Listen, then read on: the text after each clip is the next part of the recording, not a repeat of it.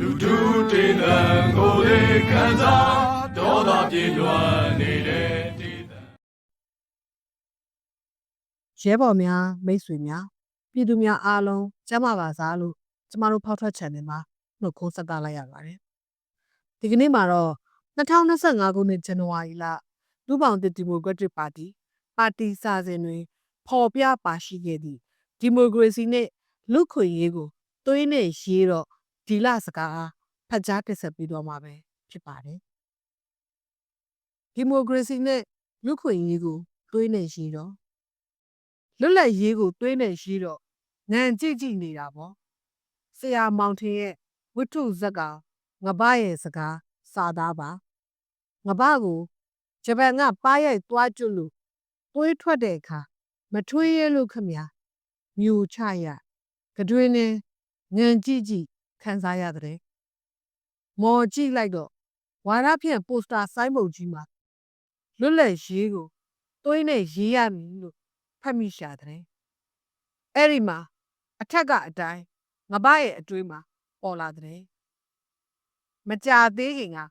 ပါတီရဲဘော်တချို့ရဲ့ဆွေးနွေးစကားဝိုင်းဖွဲ့ကြမှုမှာလွတ်လပ်ရေးတကယ်စစ်ရလားဆိုတဲ့အတန်ကိုကြားမိခဲ့တယ်1948ကြေညာခဲ့တဲ့လွတ်လပ်ရေးဆိုတာဘယ်သူတွေအတွက်လဲကျွန်တော်တို့ဗမာပြည်ပြည်တွင်းစစ်သမိုင်းက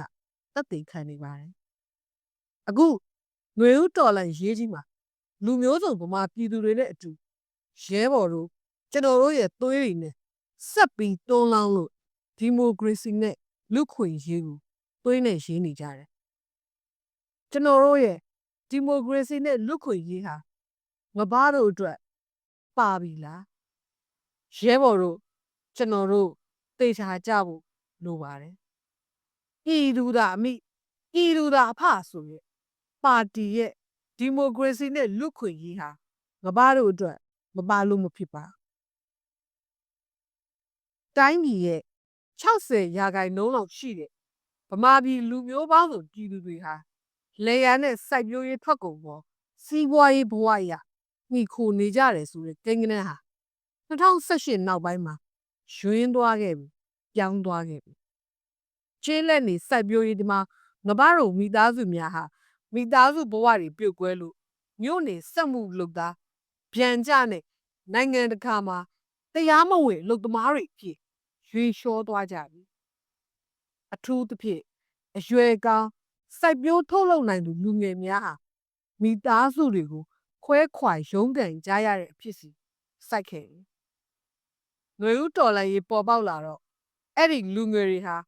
တောကြိုတောင်ကြားမှာတော်လှန်ရေးတပ်သားတွေဖြစ်ခေတ်ဝင်ကိုထမ်းကြရတယ်လေ။စစ်မှုထမ်းဥပဒေရဲ့ကောင်းမှုကြောင့်အိမ်နီးချင်းတိုင်းပြည်တွေမှာနိုင်ငံမဲ့များဖြစ်မိခိုကြရပြန်တယ်။ဘယ်တော့မှငပါးတို့မိသားစုတွေပြန်ပေါင်းထုတ်နိုင်ကြပါမည်။ရဲဘော်တို့ကျွန်တော်တို့ရဲ့ဒီမိုကရေစီနဲ့လူ့ခွင့်ရေးဟာဖက်ဒရယ်ပြည်ထောင်စုဟာငပါးတို့အတွက်မလွဲမချွတ်ဖြစ်ကြရပါမယ်။ငပါးတို့မိသားစုဘဝတွေချစ်ခင်ငြိမ်းချမ်းလုံခြုံမှုအပြည့်နဲ့ပြန်ပေါင်းထုတ်နိုင်ရေးကိုအာမခံတဲ့ဒီမိုကရေစီလူ့ခွင့်ရေးဖက်ဒရယ်ပြည်ထောင်စုမျိုးကသာလျှင်ပါတီကမျှော်ရည်တဲ့ရဲဘော်တို့ကျွန်တော်တို့ယုံကြည်တမ်းတခဲ့ကြတဲ့လူဖွဲ့စည်းတစ်ဖြစ်ပါတယ်။ဒါကြောင့်ငပါးတို့အတွက်ပါသေးဆိုတဲ့တိုက်တွန်းချက်ကိုဒီလစကားဖြစ်ရဲဘော်တို့စီဖော်ပြပေးလိုက်ပါတယ်။ရှင်ညိုလူ့ဘောင်သစ်ဒီမိုကရက်တစ်ပါတီအခြေခံနိုင်ငံရေးရပ်တည်ချက်လူတို့တင်တန်ကိုလေးခံစားဒေါသပြေလွှမ်းနေတဲ့တည်